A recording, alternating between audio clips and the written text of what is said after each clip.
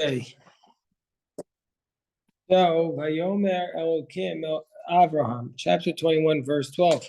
God says to Avraham, Al Yera Beinecha Al Anar V'Amasecha. Don't let it be bad in your eyes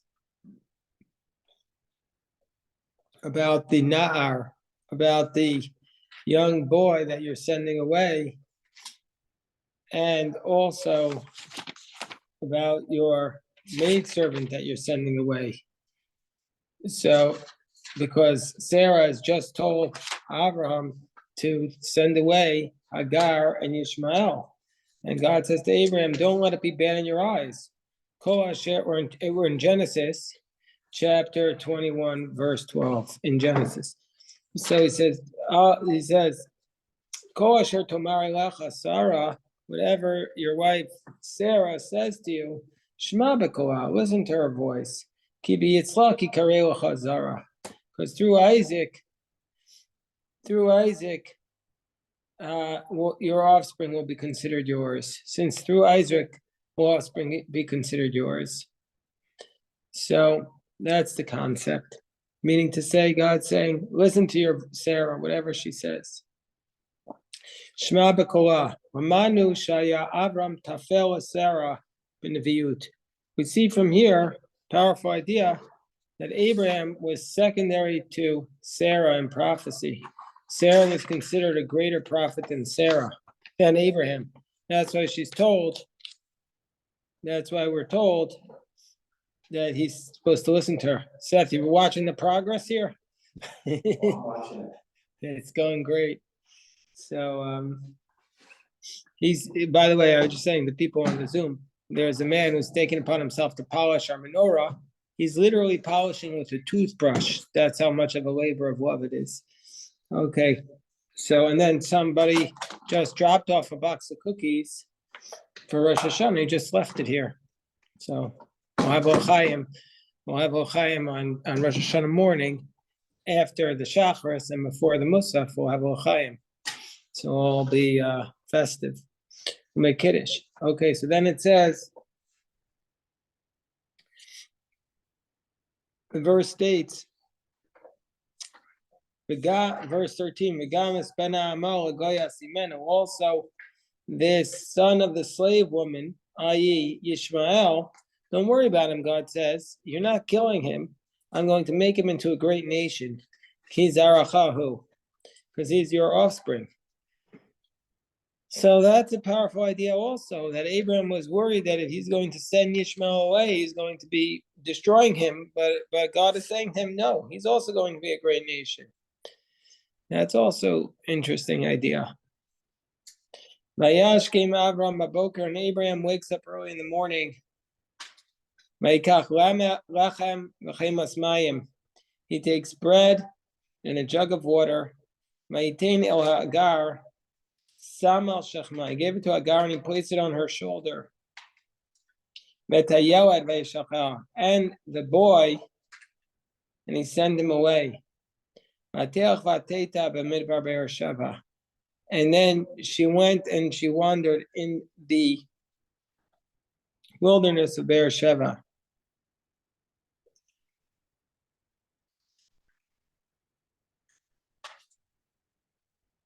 Rashi says, Lechem asmayim, bread and a jug of water. Well, kesef is of. But why didn't he give him gold and silver? Rashi says, Lafisha yasono al sheyotza l'tarbus. He didn't give him any money because he was upset that he had gone in the bad path. This explanation of Rashi seems to me to be against the literal text. The literal text shows Abraham is concerned about Ishmael, and here Rashi is saying that he's not sending that he hated him. Abraham hated Ishmael. That's the words of Rashi. That does not seem to be the literal text. Long said that there's a riches that is bad for you. So if he gave him money, he would have used it for other things that he shouldn't be, not for healthy things. That's fine. I agree with that. But what I was commenting on is Rashi says Abraham hated Ishmael. So no. That seems to be contrary to the standard text, to the literal text. And also the boy. He placed the boy on her shoulder. Now this is a little tricky also, because how old is Ishmael at this point? Has to be around 15 years old, we said yesterday, right? How is he placing Ishmael on her shoulder? Placing a 15-year-old boy on the mother's shoulder? But that's what Rashi says. Sarah had implanted the evil eye into Ishmael. So a fever took hold of him, and he was unable to walk on his feet. So it's bad enough Sarah sends him away, but according to this Rashi, she's also torturing him, making him unable to walk. Why was that necessary? Wouldn't she want him to go far away? Why are you thinking that she's carrying the water? No, not him. Rashi says these words. Look at Rashi. The et hayelad and the boy. Af hayelad.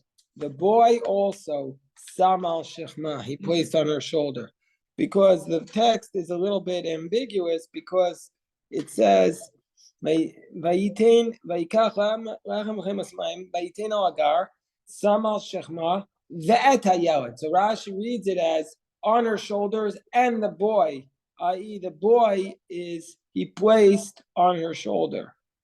That's how Rashi reads it. You could read it the other way, and then the boy was with her and it sent her away. But Rashi reads it as the boy he also placed on her shoulder. You could also read it in Rashi's same way, but not physically on her shoulder, but the burden of the boy's, responsibilities is on her shoulder. You could read it that way, except Rashi is afraid that somebody is going to try to read it that way. So Rashi says specifically that he had to put her on her shoulder because he couldn't walk. Rashi says because he's unable to walk.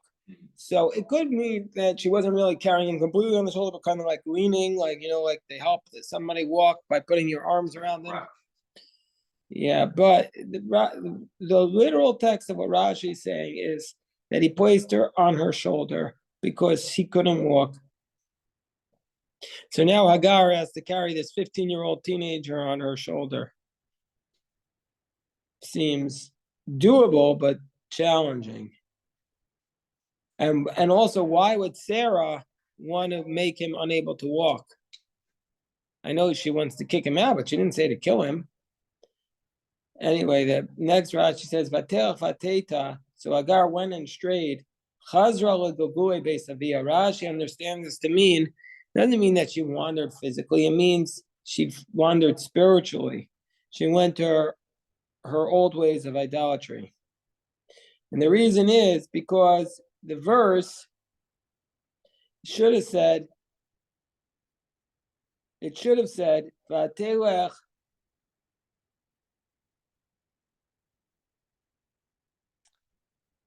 It should have said she went to Beersheba and then she strayed, because that seems to be more logical reading. But it says she went and she strayed in the wilderness of Beit Sheva, making it sound like the straying was something that took place in the wilderness, i.e., she was becoming an idolater.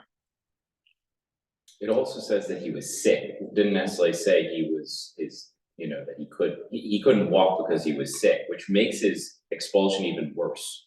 That they threw him out when he was in that condition. Unable to walk. Ill, unable to walk for whatever reason. Yeah, she put the ayin hara on him, ayin ra'ah. Yeah.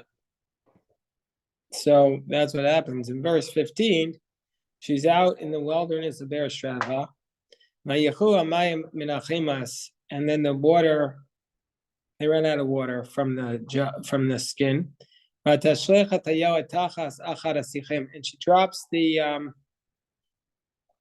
she drops the boy under one of the trees. She says, because it's the way of the sick to drink a lot.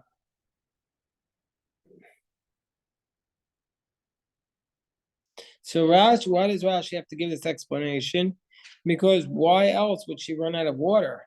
If she wasn't lost, because Rashi says she was just spiritually lost, why is she running out of water? So Rashi says it's because Ishmael was sick and they were drinking a lot, and that's why she ran out of water. Okay, Vatelach Vateshav Mineged, and then she went and she sat across from him, Harchek Kamatachave Kashas, a distance of a bow. So Hagar is abandoning her child. She goes at a bow's distance. Ki Amra, because she said, Al Rebbe Mota Yoet. She said, I don't want to see the death of this child. Matesha Mineged, and she sat across from him, Matisad Koavatevk. And she said at a distance, she lifted up her voice and cried. Rashi says, Mineged here means Meirachok. She sat far away. She didn't want to see it. Kim Tachave Keshet, a distance of a bow shot. Kishtei Tichot, about 2 bow shots, Rashi says. Hu Hashon Yiriyat Chetz, so the shooting of an arrow. Sheitiach B'Yishto. Al Shem Shazera Yora Tachetz. Okay, so Rashi is telling us that Keshet is like a bow and it's like an arrow. Okay. Then Vatesha Mineged, why does she sit at a distance? Kevin Shekarov Amut, since he was close to die, she went even farther away. So she already was sitting at a distance, and then she said he's going to die, so she goes farther away.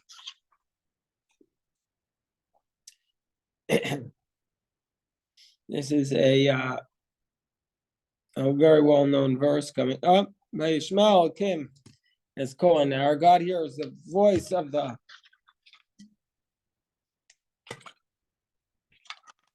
Nar. Before he was called a Yoed, a boy. Now he's called a Nar, which is a teenager. Why does the text change from calling him a Yoed to calling him a Nar? And the angel of God calls out to Hagar from heaven. And he says to her, Malach Hagar, Al Tari ki Shama Kim al Kol Anar b'Asher Sham. He says to her, what's going on with you, Hagar? Don't be afraid, because Hashem has heard the sound of the Nar because he is there.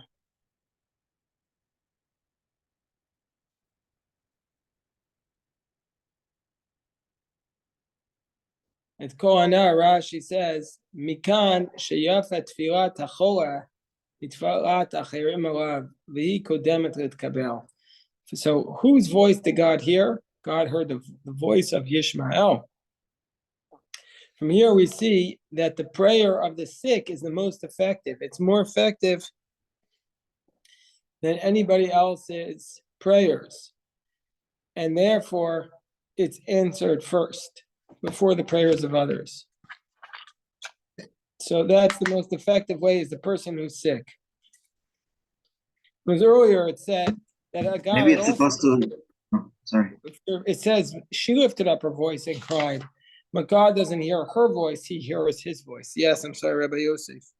No, I was just thinking that it's another reason why we read Rosh Hashanah, because for him to recognize that he was in need of Hashem, that's a major leap for him after he did the 3 sins that we talked about yesterday. And the fact that he's calling out to Hashem, we didn't even see that in the verses that he was crying, just as she was crying and she was calling it to Hashem, right? So, what makes you think he was calling out to Hashem? It says God. He was just crying because he was in pain. What makes you think it was an ask for Hashem to help him? Rashi says he was. Okay. But you're right. Why is Rashi saying must be kol, must be his prayer? That's how Rashi reads it. But you're right. You're right. It doesn't say specifically. Could have just heard him crying. Maybe it's teaching us that if somebody's crying, it's like a prayer, even if they don't address it to God. And And there's so many those stories like that, right? About the boy with the flute and. But that boy with the flute, he thought he was praying. He thought he was praying, but here maybe Yishmael didn't even realize he was praying. Was what I'm saying. But Ba'asher Husham,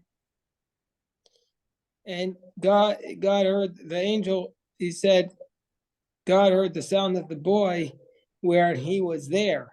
What does it mean Ba'asher Husham? So this is what the Talmud says. We had this recently in Rosh Hashanah. It says Lafi Ma'asim, in accordance with his deeds, Shu Oseh Achshav, that he was doing now. That's how we're going to judge him. Not according to the future. Ishmael is sitting there dying, and the angels in heaven are arguing, what should we do with him? They were having a big argument. They were saying, Omrim, Ribbon Shalom, Master of the universe, let him die. Misha Atid Zaro Amit Banecha, Bitsama, Tam Malebo Be'er. The one whose descendants who are going to kill the Jewish people by thirst, you're going to cause a well to rise up for him? And God answered them. So I understand the angels were screaming out to God in heaven, why are you saving him? His descendants are going to kill the Jewish people. Let's kill him. Let's kill him now before they do all this damage. So God responds, Achshav Mahu, what's his status right now? Tzaddik or Rasha? Is he righteous or wicked? They said right now he's tzaddik, he's righteous. First of all, how can they say he's righteous when we just read that he wasn't righteous? Right, that he had that he was sexual. He was doing all these deviance. sins. Maybe it wasn't worthy of death. He was worthy of being expelled, but not worthy of death. So right now he's righteous. I'm judging him according to what he is now. And that's why it states, Kasher Husham. God saw him while he was there. Well, meaning to say God saw him while he was there, and now while he's going to be in the future, God judges us only on what we've done this year, not based upon our future sins. It also is nice because it's the idea that we're all sinners, and we could still be tzaddikim in the sense that we could be righteous people even though we commit aveirot, just like he did. He could have been righteous. He could have been. They said he was tzaddik. Yeah. That's right. So what Seth is saying, did you hear that? Seth is saying that even though he did all these bad things and they had concerns about his influence, he was still majority good. Doesn't mean you need to be around him with your children because he was going to lead Isaac in the wrong way.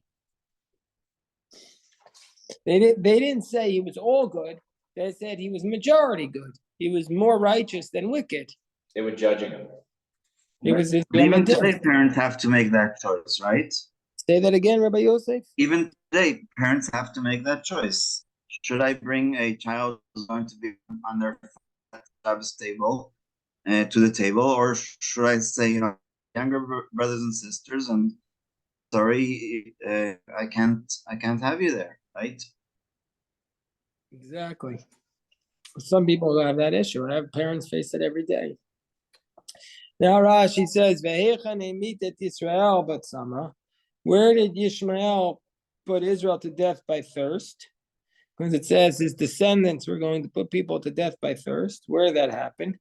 When Nebuchadnezzar exiled the Jewish people, as it says, Masa Ba'arav Vigomer, a prophecy concerning Arabia. This was in Isaiah, when Isaiah starts prophesying about the other countries. And it says there, when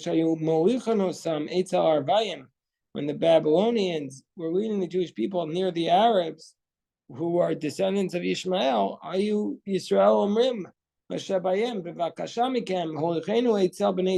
Yishmael. they would say to the Babylonians, take us next to our cousins, the Yishmael, Yirachamu aleinu, and they'll have mercy, as it states, Orchos Tedanim, caravans of cousins. And the Ishmaelites went out to greet the Jews. They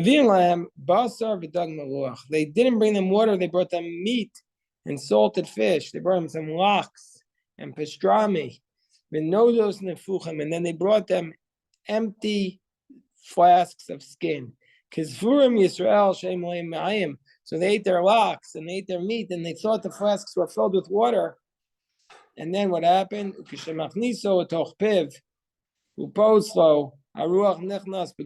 the Jew would put the flask in his mouth and open it, the air would enter his body and mace. A very cruel type of death. Very, very cruel type of death. And so therefore you could see the antipathy towards the Ishmaelim. How you doing, Bill? We're in Genesis chapter 21, verse 18. So God has just decided to save Yishmael after he said to send them away. And so the verse states, Kumi siya sanar, get up, hold the youth. V'achaziki. So God, the angel says to Agar, stand up, take a hold of the young man. V'achaziki es yadech bo. Put your hand in his. I'll make him a great nation. It's also very beautiful. He says, stand up, hold him. If you want to help somebody, you tell them you're going to lift him up and hold his hand. He's going to be a great nation. This is one of my favorite psukim in the whole Tanakh. God opened up her eyes, and she saw the well of the water.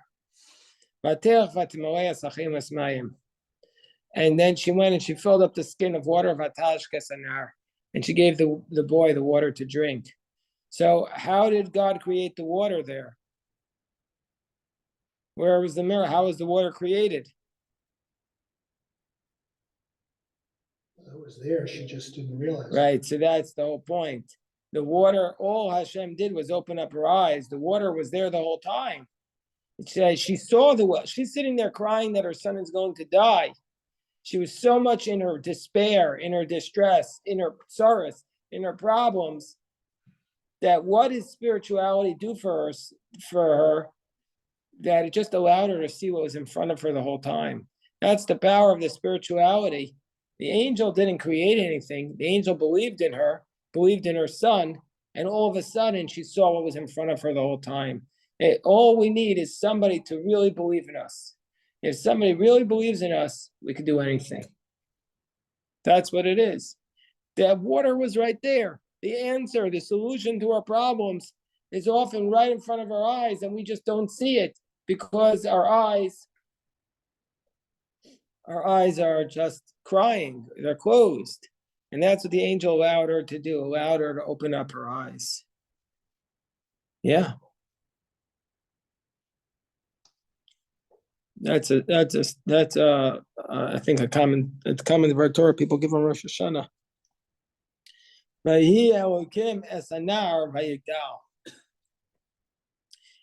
And God was with the young man. And he dwelt in the wilderness. And he was an archer. Did we ever answer why he was a Yeled and now he's a Nar? Rashi doesn't address it. I was just pointing out the question, but Rashi doesn't address it. The only thing I could say is that Hagar saw him as a Yeled. He calls him a Yeled because she was carrying him on the shoulder. Maybe that's why Rashi says she literally carried him on the shoulder because it calls him a Yeled. And Nar is what he really was. But you had to treat him like a Yeled because you had to carry him on the shoulder, maybe. But Rashi doesn't address that. The word Nar in the Tanakh is usually for meaning that the teenager years are when they try to self-defend themselves and they usually take off the yoke of the burden of the parents' direction and for sure, yeah. Nar usually means a little bit older than a Yeled.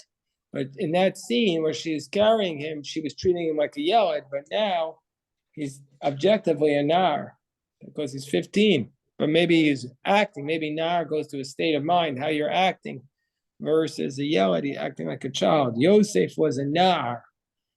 Yosef was a Nar. He's 17. And now, so Ishmael became a Rovek Kashat, he became an archer. Rashi says, what's a Rovek Kashat? Yorach Chitza Mekeshet, shoots arrows with a bow. I should just say that we had this scene of shooting arrows in the Talmud this day. Yesterday, it says that, I forget who it was, the Amora says on the bottom of 29b and top of 30a, he says, I got married at 16, but if I would have got married at 14, it would be like an arrow in the eyes of Satan. There, an arrow refers to a euphemism for sexuality, meaning to say that he would have been able to defeat Satan at 14. The arrow, Rashi himself says that the arrow refers to, Baruch, that the arrow refers to the seed, to the male seed shooting forth. So when it says here that Yishmael was dwelling in the wilderness and he was a Rovek Kashet, it could mean that he was an archer, but it could also mean that he was sexually prolific. He was and he was just spreading his seed. That's we ever hear that, Baruch? I just sharing that now, my reading of it. It's not pshat. Wouldn't you agree? I don't agree. I think that the pshat, that if you have literary techniques, that it's there. I'm just saying it's there. It's that, like when you say that, like the symbolism. The symbolism of an arrow in literature is clearly a sexual symbol. And so if they say he was a bow and a shooter and an archer, that's the idea of his. He was not. It wasn't, let's say, a Jewish profession. Is the point? He's sitting there promoting his own seed. Is that mentioned with Esav as well? Esav was a man of the field. He's not called. I don't think Esav was called an archer. We have to look at the text. He was a hunter. I know he was called that, but he also called an archer at any point? That I don't remember. I know he was called a man of the field and a hunter, but I don't know if there's ever a reference to him as an archer. So that's the point. Rashi says, why is he called an archer? Al Shema Umnus. It refers to his craft of archery. Like Chamar is a donkey driver, Gamal is a camel driver, Sayad is a trapper. The shin of kashet as a dagesh, because that's telling us it's a noun. He would sit in the wilderness and rob the passersby. That's why it states Yado Bakol. But earlier Rashi says about the archery, Rashi says explicitly, Vuhu Ashon Yiriyat Chetz, that it's like the shooting of an arrow in the language of the Mishnah. Sheitiach Bishto, like he shoots into his wife. Al Shem Shah Zera Yorek Chetz, because the seed shoots like an arrow. So Rashi himself is highlighting this, and it's clearly the case from our Talmud this week. Okay, we have time for. We have to stop here. I'll stop here. Says each side. In that verse, I know, but there are other verses in the Torah. We have to know the whole Bible to know that never refers to him. What we could do is we could look up. It says who else is called a Rovek Kashat in the Bible aside from Ishmael? Probably nobody. You say nobody? I'm saying probably nobody. I don't know the whole Tanakh. Well, we know who else is shooting a bow and arrow. You know who else is? It's Jonathan. right there in Genesis chapter 21, verse 20. So you know who else is shooting a bow and arrow? Jonathan. And the I'm sorry? Jonathan. Yes, Jonathan. Yes, Jonathan is shooting a bow and arrow, but he's not called the Rovek Kashat. But there too, people have pointed to that scene as symbolic of Okay, so we'll stop here. The recording of that mincha.